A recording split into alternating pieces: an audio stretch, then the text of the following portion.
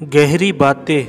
ऐसा भी होता है कि कभी कभी ज़िंदगी उन रास्तों की तरफ चल पड़ती है जो हमारे लिए बने ही नहीं होते। कभी कभी हम खुद को उन लोगों को सौंप देते हैं जो हमारी परवाह ही नहीं करते। कभी कभी हम खुद ही खुद को संवारा करते हैं, अपनी ताजुलियत की वजह खुद ही बन जाते हैं। कभी कभी दिल उनसे जा मिलता है जिनके लिए हम कुछ भी नहीं होते।